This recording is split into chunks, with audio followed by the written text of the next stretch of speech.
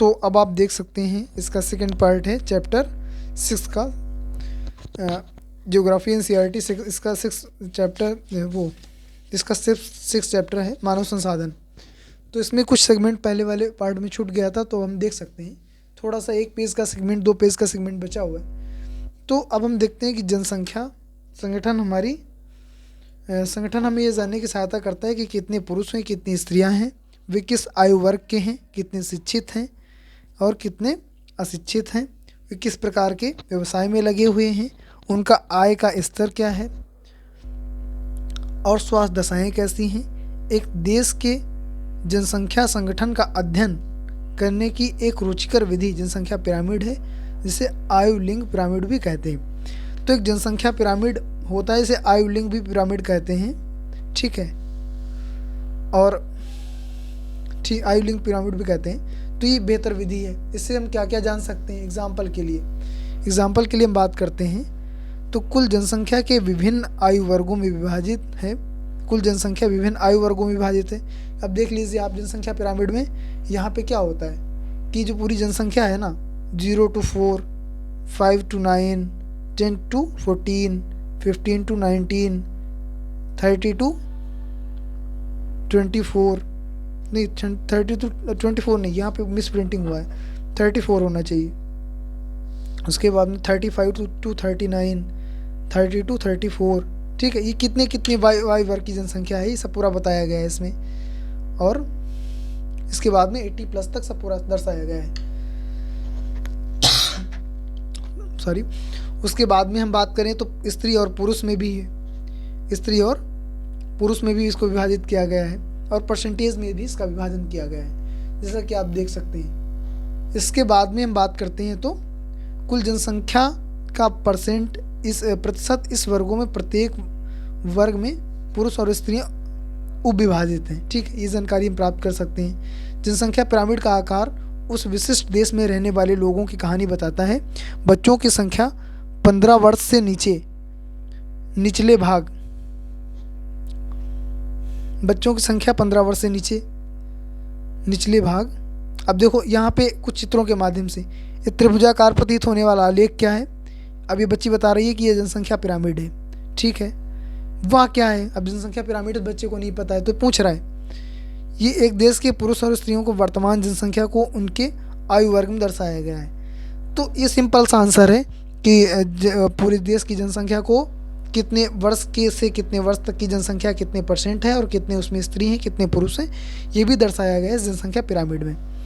क्या मैं डिक्टेटिव बन सकता हूँ? एक देश की जनसंख्या का पता लगा सकता हूँ। अब एक डिक्टेटिव बनने की बात कर रहा है। अवश्य हम 3 देशों का अध्ययन करते हैं। सॉरी। तो अब देखो इसके बाद में दर्शाई गई है और जन्म स्तर को दर्शाती है। ऊपर का आकार वृद्ध लोगों 65% से अधिक की जनसंख्या दर को दर्शाता है और मृतकों की जनसंख्या को दर्शाता है। तो जनसंख्या पिरामिड की बात में की है कि ऊपर वाला कितने % दर्शाता है, किस आयु वर्ग के लोगों की जनसंख्या को दर्शाता है, ठीक है। तो ये बात हो गई। इसके बाद में जनसंख्या पिरामिड एक देश में आश्रित लोगों की संख्या भी बताता है। युवा आश्रित लोग 15% के कम आयु के और वृद्ध आश्रित लोग 65 से अधिक आयु के आश्रित आयु जनसंख्या के अंतर्गत आते हैं। कार्यरत आयु वर्ग 15 to 65 के लोगों का आर्थिक रूप से सक्रिय वर्ग में रखा गया है। तो विभिन्न ब्लॉक्स बनाए गए हैं और उन ब्लॉक्स में अलग अलग की जनसंख्या की, जैसे 65 से अधिक वाली जनसंख्या, 15 to 65 जो सक्रिय जनसंख्या है, कार्यरत आयु वर्ग में विभाजन किया गया है। इस प्रकार से इसमें देख लीजिए कि अन्य क्या पिरामिड है, स्त्री पुरुष कितने आयु वर्ग में इसको विभाजित किया गया है। ऐसे ही भारत का पिरामिड है एक, ठीक है। तो अलग अलग देशों का अलग अलग पिरामिड बनता है, ठीक है। एक देश की जनसंख्या पिरामिड जिनमें जन्म दर और मृत्यु दर दोनों ही ऊंचे हैं, आधार पर चौड़ा है और ऊपर तीव्रता से सकरा होता जाता है। ऐसा इसलिए होता है कि बहुत से बच्चे जन्म लेते हैं लेकिन उनमें अधिकतर मृत्यु शैशव काल में ही हो जाती है और कुछ ही बड़े हो पाते हैं। इसलिए वहाँ वृद्ध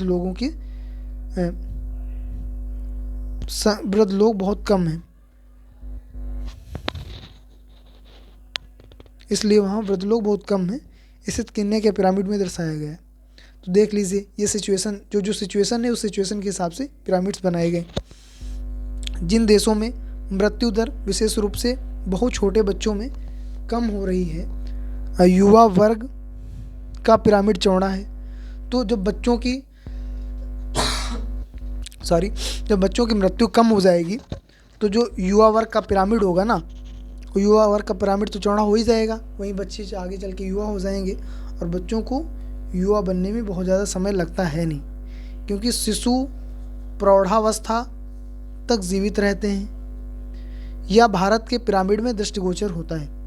ठीक है, इस प्रकार के जनसंख्या में युवा सापेक्षता अधिक है। इसका अर्थ मजबूत और वर्तमान बढ़ती हुई श्रम शक्ति है। कम जन्म दर वाले जापान जैसे देशों में आधार पर पिरामिड सकरा है। चित्र 6.9। घटी मृत्यु दर के कारण अधिक लोग वृद्ध आयु तक पहुंच जाते हैं। कुशल, उत्साही, आशावादी और सकारात्मक दृष्टि जैसे युवा जिन किसी राष्ट्र के भविष्य होते हैं। हम भारतवासी भाग्यशाली हैं कि हमारे पास ऐसा संसाधन है। उन्हें योग्य और उत्पादक बनाने के लिए, कुशल बनाने और अवसर प्रदान करने के लिए अवश्य शिक्षित किया जाना चाहिए। तो बिल्कुल हम भारतवासी बहुत ही ज़्यादा भाग्यशाली हैं, क्योंकि हमारे पास क्या है, हमारे पास में युवा जनसंख्या है। हमारे पास 35 वर्ष की जो जनसंख्या है, 35 वर्ष से कम की जनसंख्या और 35 वर्ष तक की जो जनसंख्या है वो सबसे ज़्यादा है। और ये जनसंख्या बहुत ज़्यादा मैटर नहीं करती है, लेकिन जनसंख्या तब मैटर ज़्यादा करती है देश के विकास में जब ये जनसंख्या संसाधन बन जाए। तो जनसंख्या संसाधन कैसे बनेगी? शिक्षा और स्वास्थ्य के माध्यम से। तो शिक्षित करके हम अपनी जनसंख्या को कुशल बना सकते हैं, और यही जनसंख्या हमारी देश का आधार है। अब जैसे जापान का पिरामिड देख लीजिए तो देखो उसके पिरामिड में क्या है कि 60 to 65 वर्ष का भी बहुत ज़्यादा ही है, ये जो है 65 वर्ष। लेकिन हमारे यहाँ क्या है, इंडिया का देखो बहुत कम है, 65 64 वाले, और इनके यहाँ ज़्यादा हैं। हमारे यहाँ देखो सबसे ज़्यादा युवाओं का ग्राफ चौड़ा है, 20 to 24, 15 to 19 सबसे ज़्यादा चौड़ा है। तो हम सबसे ज़्यादा युवा देश हैं। जापान का पिरामिड ही है। इसके बाद में ये कुछ चैप्टर हो रहा है ख़त्म, और ये बुक भी ख़त्म हो गई। 6 चैप्टर लास्ट चैप्टर था इसका। अब इसमें कुछ क्वेश्चंस हैं। अब जैसे कि इसमें क्वेश्चंस हैं, जनसंख्या पिरामिड क्या है, 4th क्वेश्चन है। सबसे नीचे से देखते हैं। तो जनसंख्या का आयु लिंग संगठन का आलेखीय निरूपण। जब किसी क्षेत्र का जनघनत्व तो इतना बढ़ जाता है कि लोग ऊंची इमारतों पर रहते हैं, बड़े नगरीय क्षेत्रों में जनसंख्या वितरण का प्रतिरूप नहीं। ए वाला इसका सही होगा आंसर।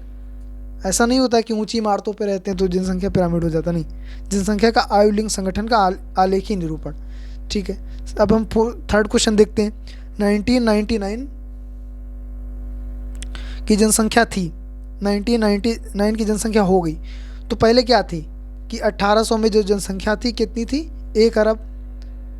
1 अरब से 1959 में जनसंख्या कितनी हो गई, इतनी हो गई थी 3 अरब। 3 अरब। और फिर उसके बाद में 1999 में 6 अरब हो गई। तो ये जनसंख्या ना देखो कितना तेज़ी से बढ़ी। यहाँ से यहाँ तक तो स्लो थी, लेकिन यहाँ से जनसंख्या बहुत तेज़ी से बढ़ी है। तो 6 अरब। वे 3 मुख्य कारक कौन से हैं जिनसे जनसंख्या में परिवर्तन होता है? जन्म, मृत्यु और विवाह नहीं। जन्म क्या होना चाहिए इसका, जीवन प्रत्याशा नहीं। जन्म, मृत्यु और प्रवास। इसमें विवाह तो नहीं होगा, प्रवास हो सकता है क्या? जन्म, मृत्यु और जीवन प्रत्याशा, यही ज़्यादा सही लग रहा है। ये हमको ज़्यादा सही लग रहा है, एक बार देख लेंगे। ये ज़्यादा सही लग रहा है, जीवन प्रत्याशा ज़्यादा होगी तो जनसंख्या परिवर्तन होगा बिल्कुल। सॉरी, फर्स्ट क्वेश्चन की बात करते हैं। तो फर्स्ट क्वेश्चन है, जनसंख्या वितरण शब्द का क्या तात्पर्य है? तो का किसी विशिष्ट क्षेत्र में समय के साथ जनसंख्या में होने वाला जनसंख्या में किस प्रकार परिवर्तन होता है। सेकेंड, किसी विशेष क्षेत्र में जन्म लेने वाली संख्या के संदर्भ में मृत्यु प्राप्त करने वाले लोगों की संख्या नहीं। किसी किसी दिए गए क्षेत्र में लोग किस रूप में वितरित हैं। ये थर्ड वाला सही है ज़्यादा, जनसंख्या वितरण। किस क्षेत्र में कितने ज़्यादा लोग हैं, किस क्षेत्र में कितने कम लोग हैं। अब सिंपल से क्वेश्चन है, जनसंख्या पिरामिड क्या है, ये देश की जनसंख्या को समझाने में किस प्रकार मदद करते हैं, जनसंख्या संगठन से क्या तात्पर्य है, जनसंख्या परिवर्तन को प्रभावित करने वाले किन्हीं 2 कारकों की भूमिका का वर्णन कीजिए। तो बहुत सारे कारक हैं, एक तो जलवायु थी और दूसरा क्या थी, स्थलाकृति थी, और 2 ही कारक पूछे इसमें। विश्व की जनसंख्या अत्यंत तीव्रता से बढ़ रही है, क्यों? क्योंकि हमारे पास में क्या हो गए हैं, हमारे पास में हो गए हैं